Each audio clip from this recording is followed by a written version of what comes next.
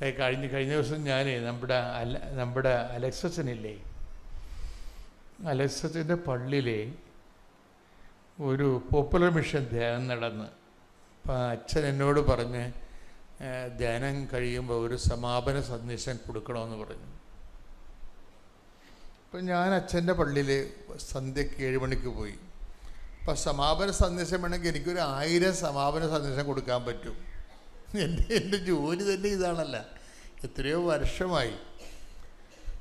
പക്ഷെ ഞാനത് അതിൻ്റെ അകത്തൊരു സത്യസന്ധത ഇല്ലായ്മ കാരണം സമാപന സന്ദേശം ആരാ കൊടുക്കേണ്ടത്? ഒരു ധ്യാനം പൂർണ്ണമായിട്ട് തീരുകയാണ്. അപ്പം അതിൻ്റെ സമാപന സന്ദേശം കൊടുക്കാൻ എന്നോട് പറഞ്ഞതാണ്. അപ്പം ഞാൻ അവിടെ പോയി ഒരു 3/4 മണിക്കൂറോളം ഇരുന്ന് പ്രാർത്ഥിച്ചു. അച്ഛൻ്റെ പള്ളിയിൽ പോയി ആ ധ്യാനത്തിൻ്റെ പുറകെ സങ്കീർത്തി പോയിരുന്നുണ്ട് 3/4 മണിക്കൂർ പ്രാർത്ഥിച്ച്. സമാപന സന്ദേശം ആരാ കൊടുക്കേണ്ടത്? അത് കർത്താവല്ലേ കൊടുക്കേണ്ടത്? അതാണ് വിഷയം. സമാപന സന്ദേശം ആരാ കൊടുക്കേണ്ടത്? കർത്താവ് കൊടുക്കേണ്ടത്. അപ്പം അതെനിക്കറിയാം. എനിക്ക് വേണമെങ്കിൽ ഒരു 1000 സന്ദേശം എൻ്റെ കയ്യിലോട്ട് കൊടുക്കാൻ. അപ്പം അത് ഞാനായിരിക്കും കൊടുക്കുന്നത്. അവിടെ കർത്താവിന് ചെയറില്ല. അതാണ് ഈ ഞായറാഴ്ച പള്ളിപ്രസംഗങ്ങൾക്കുണ്ടാകുന്ന ഒരു അപായം. അതാണ് അവർ എന്തെങ്കിലും പുസ്തകങ്ങൾ നോക്കിയിട്ട് ഒരു പോയിൻറ്റ്സ് കണ്ടുപിടിച്ചിട്ട് 2 പോയിൻറ്റ്സ്. യൂറോപ്യൻ സഭ ഇരുന്ന് പോയതിൻ്റെ കാരണം സായിപ്പിൻ്റെ പോയിൻറ്റ്സാണ്. സായിപ്പ് എല്ലാം പോയിൻറ്റ്സ് ആയിട്ടല്ലേ പറയത്തുള്ളൂ. 1 2 3 4 എന്നൊക്കെ പറയും. അത് എന്തെങ്കിലും പുസ്തകമോ കമൻട്രി നോക്കിയിട്ട് പുള്ളിക്കാരൻ പറയണതാണ്. പക്ഷെ കുറച്ച് കഴിയുമ്പോൾ അതിൻ്റെ അകത്ത് രക്തവും മാംസവും ഇല്ലല്ല. അത് ഉണങ്ങിയ ഈ ഇപ്പം നമ്മൾ യൂറോപ്പിലൊക്കെ ധ്യാനത്തിന് പോകുമ്പോൾ ഞാൻ കഴിക്കത്തില്ല, എനിക്ക് കഴിക്കാൻ പാടില്ലാത്തത് കൊണ്ടാണ്. പക്ഷെ അവർ തരുന്നത് എന്താണ്? ഉണങ്ങി ഇറച്ചി തരും അവർ. അത് ഇഷ്ടപ്പെട്ട് കഴിക്കുന്നവരുണ്ട്. ഇതുപോലെ വചനത്തിലും ഉണങ്ങിയ നമ്മൾ ഡ്രൈ ഫ്രൂട്ട്സ് എന്ന് പറയുന്നതല്ലേ, ഡ്രൈ ഫ്രൂട്ട്സ്, അതുപോലെ ഡ്രൈ ആയിട്ടുള്ള മീറ്റുണ്ട്. ഇതുപോലെ തന്നെയുണ്ട് പച്ച മാംസമുണ്ട്, ഫ്രഷ് ആയിട്ടുള്ള ഫ്രൂട്ട്സുണ്ട്. അപ്പോൾ സമാപന സന്ദേശത്തിൽ നമുക്ക് വേണ്ട ഒരു ഡ്രൈ നേരത്തെ നമ്മൾ പഠിച്ചു വെച്ചിരിക്കുന്ന സാധനം അത് 1 2 3 പോയിൻറ്റ്സ് കൊടുക്കുമ്പോൾ ഓക്കെയാകും. 2 പൈങ്കിളി കഥയും കൂടി പറയുമ്പോൾ ആൾക്കാർ ഓക്കെയാകും. പക്ഷെ ദൈവം ഓക്കെ ആകത്തില്ല. അതാണ് പ്രശ്നം. ജനങ്ങളെ കയ്യിലെടുക്കാൻ പറ്റും, കണ്ട് കൈയടിപ്പിച്ച് ചിരിപ്പിച്ചൊക്കെ പോകാം, 2 കോമഡിയൊക്കെ അടിച്ച് കഴിയുമ്പോൾ ആൾക്കാർ ഓക്കെയാവും. പക്ഷെ ദൈവം ഓക്കെ ആകത്തില്ല. അപ്പം അതുകൊണ്ട് ഞാൻ 3/4 മണിക്കൂർ അവിടെ ഇരുന്ന് പറഞ്ഞ് കർത്താവ്, ജനങ്ങൾ ഇവിടെ നീയാണ് സംസാരിക്കേണ്ടത്, ഞാനല്ലല്ലോ സംസാരിക്കേണ്ടത്. What I am to speak, ഞാൻ എന്താണ് സംസാരിക്കേണ്ടത്? ഞാൻ സംസാരിക്കാനല്ല വിഷയം, നീയല്ലേ ഇവിടെ സംസാരിക്കേണ്ടത്. അപ്പം നീ സംസാരിക്കണം, എന്നിട്ട് നീ പറയണത് ഞാൻ അവരോട് പറഞ്ഞോളാം എന്ന് പറഞ്ഞു. അപ്പം ഞാനൊരു വിശ്വാസപ്രമാണം ചെയ്തതിന് ശേഷം കർത്താവ് എന്താണ് സമാപനത്തിൽ അവരോട് സംസാരിക്കാൻ ഉദ്ദേശിക്കണമെന്ന് നോക്കിയിട്ട് ഞാൻ വചനം തുറന്നു. വചനം തുറക്കുമ്പോൾ എനിക്ക് കിട്ടിയ വചനം 12 ലൂക്കയുടെ സുവിശേഷമാണ്, 19-ാം അധ്യായമാണ്, 48-ാമത്തെ തിരുവചനം. ആദ്യം എനിക്ക് മനസ്സിലായില്ല, പിന്നീട് എനിക്ക് വല്ലാത്ത മനസ്സിലാക്കലായിപ്പോയി. Take the bed of God. ശ്രുതിക്കട്ടെ ഹല്ലേലൂയ, ഹല്ലേലൂയ, ഹല്ലേലൂയ, ഹല്ലേലൂയ, ഹല്ലേലൂയ. യേശുവേ നന്ദി, യേശുവേ സ്തുതി, ഹല്ലേലൂയ. ലൂക്ക 19:48. ലൂക്ക 19:48. എന്നാൽ അവർക്ക് ഒന്നും ചെയ്യാൻ കഴിഞ്ഞില്ല. കാരണം ജനങ്ങളെല്ലാം അവന്റെ വാക്കുകളിൽ മുഴുകി അവനെ വിട്ടുപോകാതെ നിന്നു. അപ്പം അതാണ് ആ പോപ്പുലർ മിഷൻ ധ്യാനം കഴിഞ്ഞപ്പോൾ അവിടെ ജനങ്ങളുടെ ഹൃദയത്തിൽ സംഭവിച്ച കാര്യം എന്താണ്? ജനങ്ങളെല്ലാം കർത്താവിൻ്റെ വചനങ്ങളിൽ മുഴുകി കർത്താവിനെ വിട്ടുപോകാതെ നിൽക്കുകയാണ്. മനസ്സുകൊണ്ട് കർത്താവിനോട് പറയുക, കർത്താവേ ഞങ്ങളെ വിട്ടുപോകല്ലേ എന്ന് പറയും. അപ്പം അതുകൊണ്ട് എന്താ മെച്ചമുണ്ടായത്? അതിൻ്റെ ആദ്യത്തെ വാക്കാണ് പ്രാർത്ഥന. ഈശോനെ പിടിക്കാൻ വേണ്ടി വിട്ട ആൾക്കാരുണ്ടല്ലോ, തിന്മയുടെ ശക്തി, അവർക്ക് ഒന്നും ചെയ്യാൻ കഴിഞ്ഞില്ല. വാക്കൊന്നൊരു വായിച്ചേ. എന്നാൽ അവർക്ക് തിന്മയുടെ ശക്തികളാണ്, അവർക്ക് ഒന്നും ചെയ്യാൻ കഴിഞ്ഞില്ല. കാരണം ജനങ്ങളെല്ലാം അവന്റെ വാക്കുകളിൽ മുഴുകി അവനെ വിട്ടുപോകാതെ നിന്നു. അപ്പൊ ഈശോ എന്ന് പറഞ്ഞ ഇതാണ്, ജനങ്ങൾ ഇപ്പോൾ ഓക്കെയാണ്, അവർ അഭിഷേകത്തിലാണ്, കർത്താവിൻ്റെ വാക്കുകൾ മുഴുകി നിൽക്കുകയാണ്. ഇനി ഈ അരൂപി നിലനിർത്താൻ പറയണം. കാര്യം ആർക്കും ഒന്ന് നമ്മൾ കർത്താവിൻ്റെ വചനത്തിൽ കണ്ടിന്യൂറ്റിയോടുകൂടി നിൽക്കുകയാണെങ്കിൽ നോബഡി ക്യാൻ ഹർട്ടസ്. ആർക്കും ഒന്നും ചെയ്യാൻ പറ്റത്തില്ല. എന്ന് വെച്ച് കഴിഞ്ഞാൽ തിന്മയുടെ ശക്തികൾക്ക് ഒരിക്കലും നമ്മളെ തൊടാൻ പറ്റത്തില്ല. തിന്മയുടെ ശക്തികളെന്ന് പറഞ്ഞാൽ എന്താണെന്ന് വെച്ച് കഴിഞ്ഞാൽ, ബേസിക്കായിട്ട് ഒരു വിഷയം തിന്മയാകുന്നത് എങ്ങനെയാണ്? ക്രിസ്തുവിൽ നിന്ന് നമ്മളെ അകറ്റിക്കളയുന്ന എല്ലാം നമ്മുടെ തിന്മയായിരിക്കും. അങ്ങനെയുള്ളൂ. നന്മ തിന്മകളെന്ന് പറയുമ്പോൾ പഴയ നിയമത്തിൽ ഒരു പഴം കഴിക്കേണ്ടതും കഴിക്കാത്തതുമായിട്ടാണ്. പക്ഷെ നിങ്ങളോർക്കും പഴം കഴിക്കണമെന്നല്ല പ്രശ്നം. ദൈവത്തിൻ്റെ വചനം അനുസരിക്കുന്നതും അനുസരിക്കാത്തതുമാണ് നന്മയും തിന്മയുമായിട്ട് പഴയ നിയമത്തിൽ വരേണ്ടത്. അതിൽ പഴത്തിൻ്റെ ഫിഗറേറ്റീവിൽ അവതരിപ്പിക്കുന്നത് മാത്രമേ ഉള്ളൂ. അതിൻ്റെ ജിസ്റ്റ് എന്താണ്? ദൈവത്തിൻ്റെ വചനം, ദൈവത്തിൻ്റെ കൽപ്പന അവർ സ്വീകരിക്കുകയോ നിരസിക്കുകയോ ചെയ്യാം. അതാണ് നന്മയും തിന്മയും എന്ന് പറയണത്, നന്മ തിന്മകളുടെ വൃക്ഷം. അപ്പം നന്മ തിന്മയെന്ന് പഴയ നിയമത്തിൽ പറയണത് വചനം തന്നെയാണ്.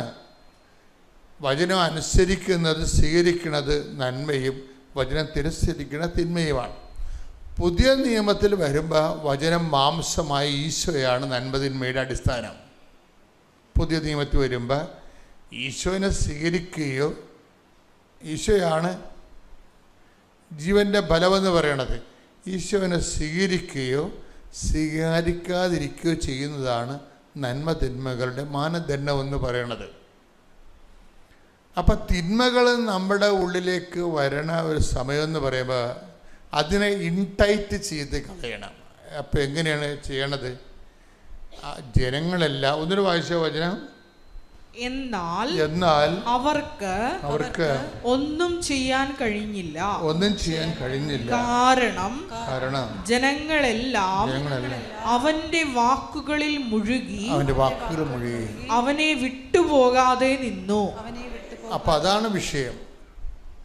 അവനെ വിട്ടുപോകാതെ നിന്നു, അതാണ് വിഷയം. നമ്മുടെ വിഷയം നമ്മൾക്ക് ഏതെങ്കിലും ഒരു പ്രാർത്ഥനയുടെ കാര്യം നടന്നോ നടന്നില്ലേ എന്ന് വിചാരിച്ചുകൊണ്ടാണ് ആൾക്കാർ ദൈവത്തിൽ നിന്ന് കൂടെ നിൽക്കണതും വിട്ടുപോണതും. വിഷയാധിഷ്ഠിതമാണ് റിലേഷൻസ്. ഇവിടെ ഒരു ഇപ്പോൾ ഇതിൻ്റെ അകത്ത് വന്നിരിക്കുന്നത്, ഈ കൂട്ടായ്മ തന്നെ നോക്കിയോ, ഇതിൻ്റെ അകത്ത് ഒരു 40% നോൺ കാത്തലിക്സാണ്, നോൺ ക്രിസ്ത്യൻസും ഉണ്ട്. എനിക്ക് നോൺ ക്രിസ്ത്യൻസിനോട് യാതൊരു വിശ്വാസവും ഇല്ല. എന്താ കാര്യം? നിങ്ങൾക്ക് ക്രിസ്തുവിനെ അറിയത്തില്ല. ആ അനുഗ്രഹം, നിങ്ങൾ പറയുന്ന അനുഗ്രഹം നിങ്ങൾ പറയുന്ന സമയത്തുള്ളിൽ കിട്ടിയില്ലെങ്കിൽ നിങ്ങൾ വിട്ടുപോകും. ഒരു സംശയമില്ലല്ലോ കാര്യത്തിൽ. അതെപ്പോഴും നമ്മൾ ശ്രദ്ധിക്കണം. ഒരു ക്യാഷ് ആൻഡ് കൈൻ്റെ ഒരു ആനുകൂല്യം നേടിയെടുക്കാൻ വേണ്ടി മാത്രമാണ്. അതുകൊണ്ട് എപ്പോഴും പറയുന്ന വചനം പറയുന്നൊരു വിഷയം എന്താണ്? നിങ്ങൾ 15:26 എടുത്ത് 1 കൊരിന്ത്യസിന്റെ സ്തുതിക്കട്ടെ. ഹല്ലേലൂയ ഹല്ലേലൂയ ഹല്ലേലൂയ ഹല്ലേലൂയ. യേശുവേ നന്ദി, യേശുവേ സ്തുതി. ഹല്ലേലൂയ. ഈ ജീവിതത്തിന് വേണ്ടി മാത്രമാണ്. ഈശോമിശിഹായ്ക്ക് സ്തുതിയായിരിക്കട്ടെ. ഈ പരിശുദ്ധ തിരുവൽത്താരയിൽ വന്ന് പരിശുദ്ധ അമ്മയുടെ പ്രത്യക്ഷീകരണത്തിൻ്റെ ഒരു സാക്ഷിയാക്കി എന്നെ മാറ്റിയതിന് അമ്മയ്ക്കും തിരുക്കുമാരനും 1000 നന്ദി. എൻ്റെ പേര് ഷെറ്റി. ഞാൻ കുവൈറ്റിലാണ്. കുവൈറ്റ് സെൻറ്റ് ഡാനിയൽ കമ്പോണിയൽ ഇടവകാംഗമാണ്. ഇവിടെ നാട്ടിൽ പൊൻകുന്നം തിരുക്കുടുംബ ദേവാലയം. ഞാൻ 13 വർഷമായിട്ട് കുവൈറ്റിൽ മിനിസ്ട്രി ഓഫ് ഹെൽത്തിൽ ജോലി ചെയ്തുകൊണ്ടിരിക്കുകയായിരുന്നു. അവിടെ MOH അണ്ടർ കോൺട്രാക്റ്റ് ബേസിൽ സ്റ്റാഫ് നേഴ്സായിട്ട് പീഡിയാട്രിക് ഡിപ്പാർട്ട്മെൻറ്റിൽ വർക്ക് ചെയ്യുകയായിരുന്നു. 13 വർഷത്തിന് ശേഷം ഞങ്ങളുടെ കോൺട്രാക്റ്റ് ഫിനിഷായി. അത് എല്ലാ വർഷവും ഇങ്ങനെ കോൺട്രാക്റ്റ് റിന്യൂ ചെയ്തുകൊണ്ടിരിക്കുന്നതാണ്. പക്ഷെങ്കിൽ ഇത് 13ാമത്തെ വർഷം ഇനി ഏജ് ഓവറായി, ഇനി കോൺട്രാക്റ്റ് കണ്ടിന്യൂ ചെയ്യാൻ പറ്റുകയില്ല എന്ന് കമ്പനി പറയുകയുണ്ടായി. അങ്ങനെ എൻ്റെ ജോലി നഷ്ടമായി. അപ്പോൾ എനിക്ക് യാതൊരു വിഷമവും ഇല്ലായിരുന്നു. കാരണം ഫാമിലി വിസയിലാക്കാം, അത് കഴിഞ്ഞ് പിന്നെ എവിടെയെങ്കിലും പ്രൈവറ്റ് സ്ഥാപനത്തിൽ ജോലിക്ക് കയറാം എന്നുള്ളതായിരുന്നു. ഞാൻ എൻ്റെ മെറിറ്റിൽ വിശ്വസിച്ചു.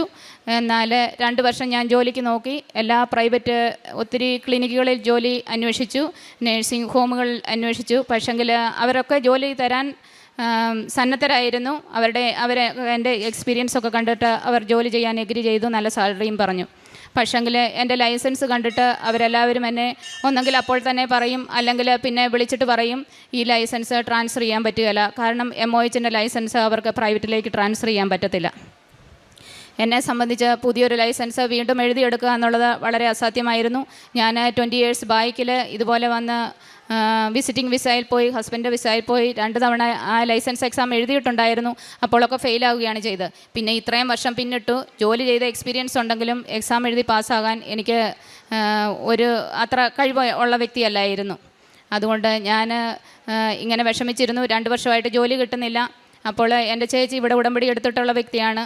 ചേച്ചി എന്നോട് പറഞ്ഞു, നീ വിഷമിക്കുകയൊന്നും വേണ്ട, ഓൺലൈൻ ഉടമ്പടി എടുക്കുക. ചേച്ചി അതിൻ്റെ രീതികളെല്ലാം എന്നോട് പറഞ്ഞു തന്നു. ഞാൻ ഓൺലൈൻ ഉടമ്പടി എടുത്തു.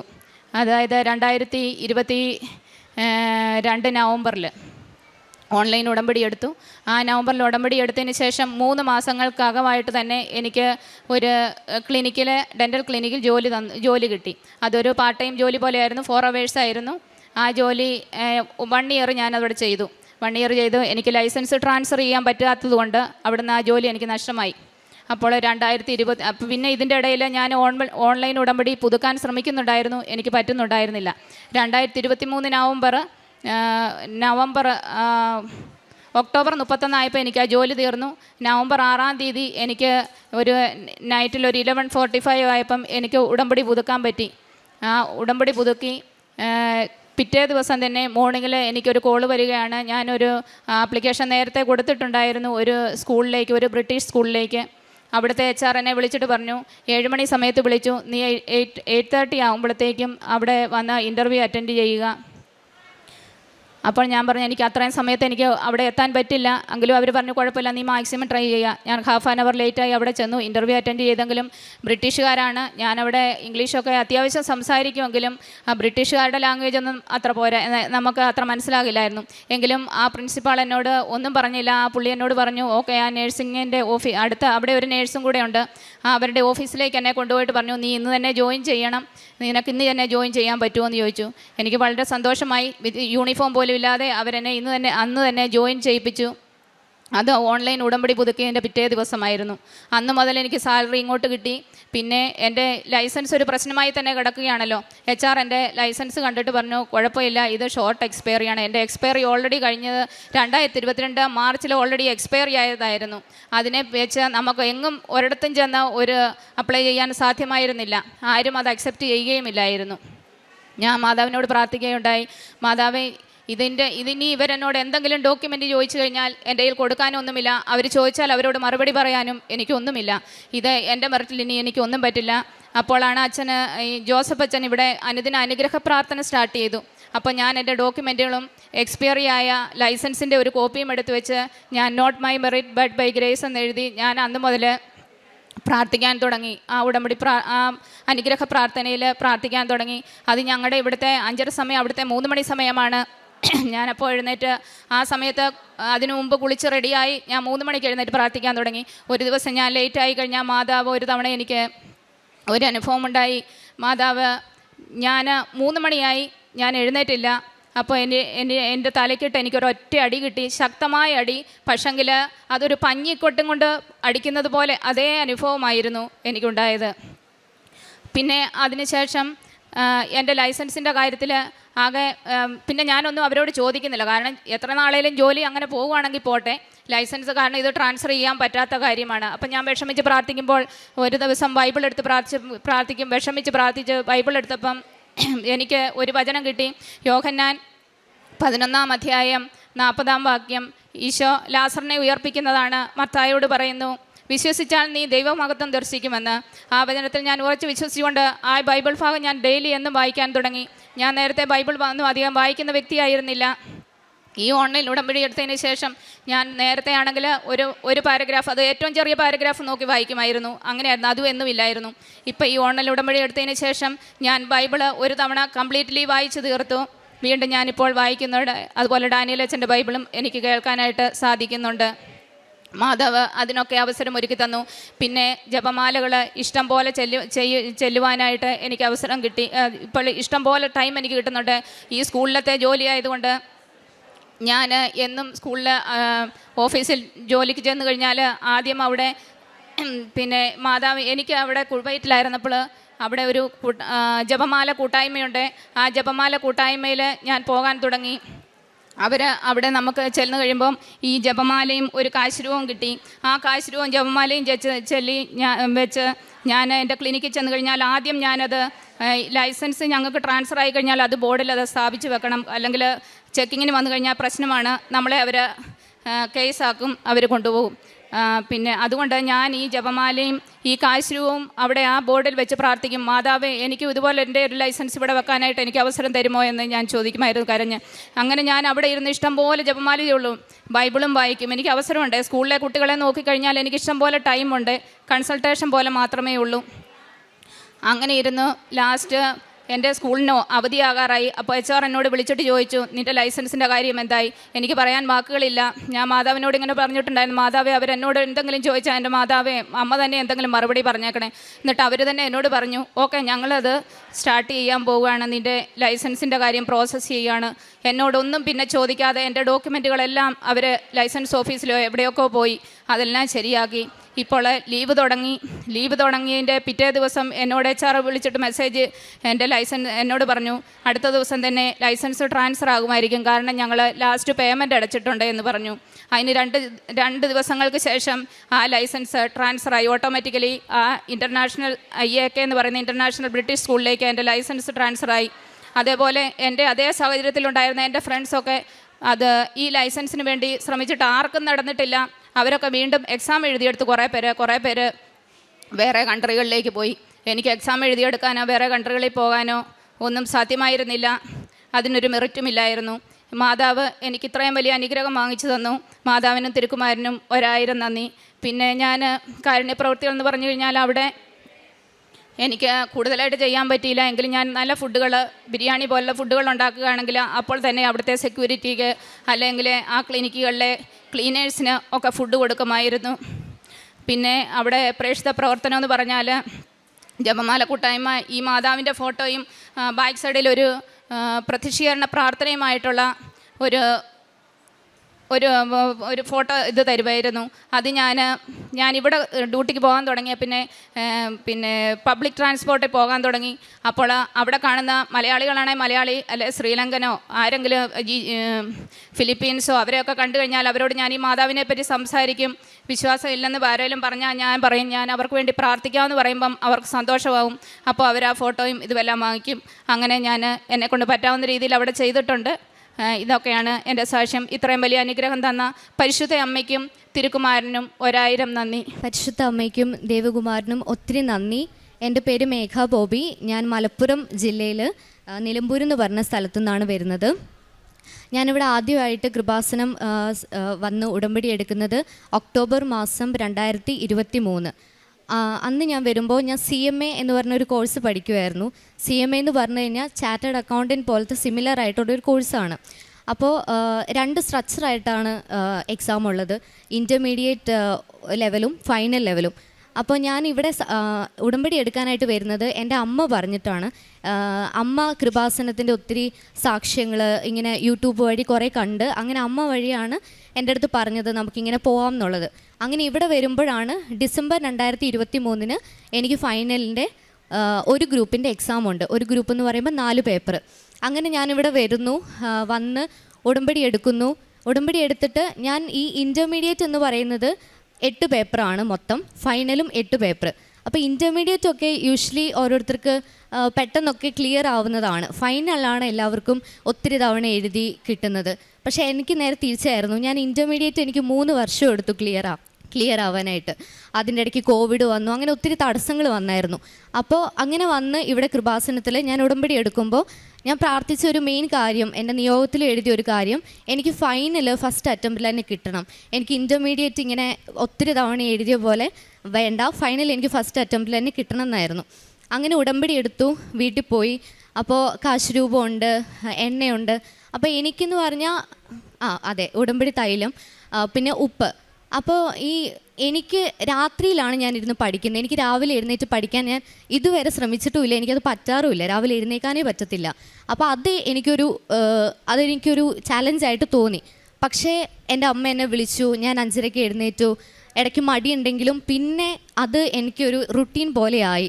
രാവിലെ എഴുന്നേൽക്കുന്നു, പ്രാർത്ഥന ചെല്ലുന്നു, മാതാവിൻ്റെ കാശുരൂപം പിടിച്ചുകൊണ്ട് സ്റ്റാർട്ട് ചെയ്യുന്നു. എനിക്ക് തിയറി പേപ്പർ ഭയങ്കര ബുദ്ധിമുട്ടായിരുന്നു. പക്ഷെ രാവിലെ ഞാൻ മാതാവിൻ്റെ ഈ പ്രാർത്ഥനയൊക്കെ ചൊല്ലി ഞാൻ ആദ്യം ഇരിക്കുന്നത് തന്നെ ലോ പേപ്പറിലായിരുന്നു. അപ്പോൾ ലോ പേപ്പർ തിയറി ആയതുകൊണ്ട് തന്നെ എനിക്ക് ഭയങ്കര ബുദ്ധിമുട്ടായിരുന്നു. പക്ഷേ മാതാവിൻ്റെ ആ തൈലം അത് ഞാൻ കുരിശിൻ്റെ ആകൃതിയിൽ ടെക്സ്റ്റിൻ്റെ ഫ്രണ്ടിൽ ഇങ്ങനെ വരയ്ക്കുമായിരുന്നു. എന്നിട്ടാണ് ഞാൻ എപ്പോഴും സ്റ്റാർട്ട് ചെയ്തുകൊണ്ടിരുന്നത്. അപ്പോൾ അതെനിക്ക് ഗ്രാജുവലി എനിക്ക് തോന്നി, ലോ ഇത്ര പഠിച്ച പോലെയല്ല, എനിക്ക് നല്ലപോലെ ഗ്രാപ്സ് ചെയ്യാൻ പറ്റുന്നുണ്ട്. ഓരോരോ പേജുകൾ പെട്ടെന്ന് ഫാസ്റ്റായിട്ട് എനിക്ക് ബാക്കിയുള്ള പേപ്പേഴ്സ് വെച്ച് എനിക്ക് ലോ പെട്ടെന്ന് മൂവ് ചെയ്യാൻ പറ്റുന്നുണ്ട്. അപ്പോൾ അങ്ങനെ ഒത്തിരി അനുഭവം, എനിക്ക് പഠിക്കുന്നതിൻ്റെ ഇടയ്ക്കാണെങ്കിൽ ഒത്തിരി അനുഭവങ്ങൾ എനിക്ക് പെട്ടെന്ന് ഗ്രാസ്പ് ചെയ്യാൻ പറ്റുന്നുണ്ട്. അപ്പോൾ പ്രാർത്ഥനകളാണെങ്കിലും നല്ലപോലെ ചെല്ലാൻ തുടങ്ങി. പിന്നെ എൻ്റെ പേഴ്സണൽ ലൈഫാണെങ്കിലും എൻ്റെ സ്വഭാവമൊക്കെ ഒത്തിരി മാറാൻ തുടങ്ങി. വീട്ടിൽ തന്നെയായിരുന്നു. അപ്പോൾ അമ്മയുടെ അടുത്തൊക്കെ നല്ല രീതിയിലൊക്കെ ദേഷ്യമൊക്കെ കുറച്ച് കുറയുകയൊക്കെ ചെയ്തു. അങ്ങനെ നല്ല രീതിയിൽ അങ്ങനെ ഞാൻ ഡിസംബർ 2023 എക്സാം എഴുതി. 4 പേപ്പർ എനിക്ക് ക്ലിയറായി. അത് കഴിഞ്ഞ് പിന്നെ വരുന്ന എക്സാം ജൂൺ 2024 അപ്പോൾ അന്നേരവും ഞാൻ 4 പേപ്പർ എഴുതി. അന്നേരം ഈ എക്സാമിന് പോകുമ്പോൾ കാശ് രൂപ എനിക്ക് എപ്പോഴും ഉണ്ടായിരുന്നു. അപ്പം ഞാൻ നല്ലപോലെ പ്രിപ്പയർ ചെയ്ത് പോയൊരു എക്സാമാണ് ഫിനാൻഷ്യൽ മാനേജ്മെൻറ്റ് എന്ന് പറയുന്നൊരു പേപ്പർ. നല്ലപോലെ ഞാൻ പ്രിപ്പയർ ചെയ്ത് പോയതാണ്. പക്ഷേ എനിക്ക് ഏറ്റവും ടഫായിട്ട് വന്ന ഒരു പേപ്പറായിരുന്നു അത് ഞാൻ ഒത്തിരി പ്രാർത്ഥിച്ചു. ഞാൻ സത്യം പറഞ്ഞാൽ പോയി എന്ന് തന്നെ വിചാരിച്ചത്. കാരണം നമ്മുടെ ഈ കോഴ്സിൻ്റെ ഒരു പ്രത്യേകത, ഒരു പേപ്പർ ഫെയിലായി കഴിഞ്ഞാൽ ബാക്കി എല്ലാം കൂടെ എഴുതണം. അപ്പോൾ അതെനിക്ക് ഭയങ്കര ബുദ്ധിമുട്ടായിപ്പോയി. ഞാൻ പ്രാർത്ഥിച്ചു. അപ്പോൾ അമ്മ എൻ്റെ അടുത്ത് പറഞ്ഞു എന്തായാലും കിട്ടും എന്നൊക്കെ പറഞ്ഞു. അങ്ങനെ കാശ് രൂപം പിടിച്ചിട്ടായിരുന്നു മുറുകെ പിടിച്ചിട്ടായിരുന്നു എക്സാം എഴുതിക്കൊണ്ടിരുന്നത്. അപ്പോൾ ഞാൻ ചിന്തിച്ചു, ഞാൻ മാതാവിൻ്റെ ഇതൊക്കെ പിടിച്ചല്ലേ എഴുതിയത്, എനിക്ക് എന്തായാലും കിട്ടും എന്നുള്ളത് എൻ്റെ മനസ്സിലും ഉണ്ടായിരുന്നു, ഒരു പോസിറ്റീവായിട്ടൊരു എനർജി. അങ്ങനെ ജൂൺ 2024 എക്സാമിൻ്റെ റിസൾട്ട് വന്നു. എനിക്ക് ഫസ്റ്റ് അറ്റംപ്റ്റിൽ തന്നെ ഞാൻ ഫൈനൽ ക്ലിയറായി. ഞാൻ ഒക്ടോബർ 2023 ഉടമ്പടി എടുത്തു. ജൂൺ 2024, അതായത് 2 ടേമിലാണ് എക്സാം നടക്കുക, ഡിസംബർ ടേമും ജൂണും. ഞാൻ ഇവിടെ വന്ന് ഉടമ്പടി എടുത്ത് അപ്പം തന്നെ എനിക്ക് ഫൈനൽ ക്ലിയർ ആക്കാൻ പറ്റി. അത് പിന്നെ എനിക്കൊരു സാക്ഷ്യം എന്ന് പറഞ്ഞാൽ, ഞാൻ രണ്ടാമത് ഇവിടെ സാക്ഷ്യം പറയാൻ വന്നതാണ്. അപ്പോൾ എനിക്ക് ഒരു ജോലി കൂടെ കിട്ടി, നല്ല ജോലി കൂടെ കിട്ടിയിട്ട് സാക്ഷ്യം പറയണം എന്നുള്ളത് എനിക്കൊരാഗ്രഹമായിരുന്നു. അങ്ങനെ ഞാൻ ഇവിടെ വന്ന് ഉടമ്പടി പുതുക്കുന്നത് സെപ്റ്റംബർ 2024. അങ്ങനെ ഇവിടെ വന്ന് പുതുക്കുന്ന സമയത്ത് ഞാൻ എഴുതിയ നിയോഗത്തിൽ എഴുതിയൊരു കാര്യമാണ്, എനിക്ക് ക്യാമ്പസ് പ്ലേസ്മെൻറ്റ് ത്രൂ തന്നെ ജോബ് കിട്ടണം എന്നുള്ളത്. ഞാൻ പ്രാർത്ഥിച്ചു. എനിക്ക് ചെന്നൈയിലായിരുന്നു, ഞാൻ ഇവിടുന്ന് ഉടമ്പടി പുതുക്കി കഴിഞ്ഞ് നെക്സ്റ്റ് വീക്ക് ചെന്നൈയിലേക്ക് പോയി 3 ദിവസത്തെ പ്ലേസ്മെൻറ്റ് ഇൻ്റർവ്യൂവിനായിട്ട്. അവിടെ ചെന്ന് 3ാമത്തെ ദിവസം എനിക്ക് നല്ലൊരു US MNC കമ്പനിയിൽ ഓഫർ ലെറ്ററോട് കൂടിയാണ് ഞാൻ തിരിച്ച് വീട്ടിലേക്ക് വരുന്നത്. അന്നേരം ഞാൻ ഈ ഇൻ്റർവ്യൂവിനൊക്കെ പോകുമ്പോൾ എനിക്ക് യൂഷ്വലി ഭയങ്കര പേടിയുള്ള ഒരാളാണ്. സംസാരിക്കുമ്പോൾ എഡറും അങ്ങനെയൊക്കെ പ്രശ്നമുണ്ട്. കോൺഫിഡൻറ്റ് ആണെങ്കിലും പക്ഷേ ഭയങ്കര ഒരു എടർച്ചയൊക്കെ വരും. പക്ഷെ ഞാൻ ഇൻ്റർവ്യൂവിന് പോകുന്ന സമയത്ത് ഇവിടുന്ന് കൃപാസനത്തിലെ ഉപ്പ് ഞാൻ നാവിൽ കുരിശ് ആകൃതിയിൽ വരച്ച് അങ്ങനെയാണ് ഞാൻ ഇൻ്റർവ്യൂവിന് പോയത്. ഞാൻ ഭയങ്കര കോൺഫിഡൻ്റ് ആയിട്ടാണ് ആൻസേഴ്സൊക്കെ പറഞ്ഞത്. എനിക്ക് തന്നെ ഭയങ്കര സന്തോഷം തോന്നി. അപ്പോൾ ഒത്തിരി എന്താ പറയുക, ഒത്തിരി അനുഗ്രഹങ്ങൾ എനിക്ക് ഇവിടെ നിന്ന് കിട്ടിയിട്ടുണ്ട്. ഞാനത് മുന്നോട്ട് കൊണ്ടുപോകാൻ തന്നെ എനിക്ക് ഒത്തിരി അത് പ്രയോജനപ്പെടുത്തിയിട്ടുണ്ട്. പിന്നെ എക്സാമിൻ്റെ ടൈമിലാണെങ്കിലും കുഞ്ഞാണെങ്കിലും എനിക്കത് വലിയ വലിയ കാര്യങ്ങളാണ്. എൻ്റെ കാൽക്കുലേറ്ററൊക്കെ പെട്ടെന്ന് എക്സാമിൻ്റെ പോകുന്നതിന് അന്ന് രാവിലെ പെട്ടെന്ന് കാൽക്കുലേറ്റർ വർക്കാവുന്നില്ല. അപ്പം ഞാൻ ഇത് തൈലം പുരട്ടി ഇങ്ങനെ ബാക്കിൽ ഇങ്ങനെ കരഞ്ഞുകൊണ്ട് ഞാനിങ്ങനെ കുരിശ് വരയ്ക്കുക. പക്ഷേ അത് വർക്കായി, പെട്ടെന്ന് വർക്കായി. അപ്പോൾ എനിക്കതൊക്കെ ഒരു വലിയ അത്ഭുതമായിട്ട് തന്നെയാണ് തോന്നുന്നത്. അങ്ങനെ കഴിഞ്ഞു. ഇപ്പം ഞാൻ 1 ഇയർ ആവുന്നു കമ്പനിയിൽ. ഒത്തിരി അനുഗ്രഹങ്ങൾ മാതാവ് എനിക്ക് തന്നിട്ടുണ്ട്. എൻ്റെ സ്വഭാവം ഞാൻ പറഞ്ഞല്ലോ, ഒത്തിരി കുറച്ച് കുറച്ച് ദേഷ്യം വാശിയൊക്കെ നല്ലപോലെ കുറഞ്ഞു.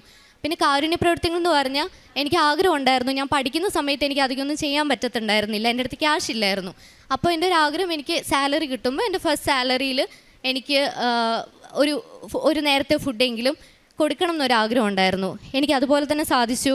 എൻ്റെ ഫസ്റ്റ് സാലറി എമൗണ്ട് ഞാൻ ഒരു ഓൾഡ് ഏജ് ഹോമിൽ പോയി അവിടെ ഒരു നേരത്തെ ഫുഡ് അവർക്ക് കൊടുക്കാൻ എനിക്ക് സാധിച്ചു.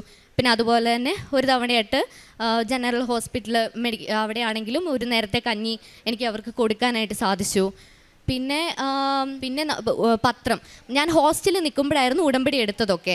അപ്പോൾ ഹോസ്റ്റലിൽ ഞാൻ നിൽക്കുന്ന സമയത്ത് അക്രൈസ്ഡ് ആയിട്ടുള്ള ഒത്തിരി പേരുണ്ട്. അവർ CA പഠിക്കുന്ന പിള്ളേരുണ്ട്, ACCA പഠിക്കുന്ന പിള്ളേരുണ്ട്. അപ്പോൾ അവർക്കൊക്കെ എന്ന് പറഞ്ഞാൽ ഇതുപോലെ തന്നെയാണ്. ഈ പ്രൊഫഷണൽ കോഴ്സ് നമുക്ക് ഒരു പേപ്പർ പോയി കഴിഞ്ഞാൽ വീണ്ടും നമ്മൾ അടുത്ത അറ്റംപ്റ്റ് വരെ വെയിറ്റ് ചെയ്യണം. അപ്പോൾ ഒത്തിരി പ്രഷറാണത്. കുറേ പേര് ഡ്രോപ്പ് ചെയ്ത് പോകുന്നുണ്ട്. അപ്പം ഞാൻ അവരുടെ അടുത്തൊക്കെ ഈ പത്രം കൊടുത്തിട്ട് ഞാൻ പറയുമായിരുന്നു, ഞാൻ ഇവിടെ ഉടമ്പടി എടുത്ത് ഡിസംബർ ആയപ്പോൾ തന്നെ എൻ്റെ ഒരു ടഫായിട്ടുള്ളൊരു പേപ്പറാണ് എനിക്ക് ആദ്യത്തെ ഇത് തന്നെ കിട്ടിയത്, 4 പേപ്പർ. അപ്പോൾ ഇങ്ങനെ അനുഭവങ്ങളുണ്ട്, നിങ്ങൾ പ്രാർത്ഥിക്കുക ഉറപ്പായിട്ടും കിട്ടും എന്നൊക്കെ പറഞ്ഞ് അങ്ങനെ ഒത്തിരി പേര് അന്ന് എൻ്റെ അടുത്ത് പറഞ്ഞിട്ടുണ്ട്. ഇതൊക്കെ യൂട്യൂബിൽ ഞാൻ കണ്ടിട്ടുണ്ട്, ഇതൊക്കെ പറയിപ്പിച്ച് ചെയ്യിപ്പിക്കുന്നതെന്നൊക്കെ എൻ്റെ അടുത്ത് കുറച്ച് ഫ്രണ്ട്സ് പറഞ്ഞിട്ടുണ്ട്. പക്ഷേ എനിക്ക് കിട്ടി. അങ്ങനെ 2-3 പേർക്ക് ഇങ്ങനെ ഒരു അനുഭവം കിട്ടി എന്ന് പറഞ്ഞു കഴിഞ്ഞപ്പോഴത്തേനും അവർക്കും ഭയങ്കര വിശ്വാസമായി.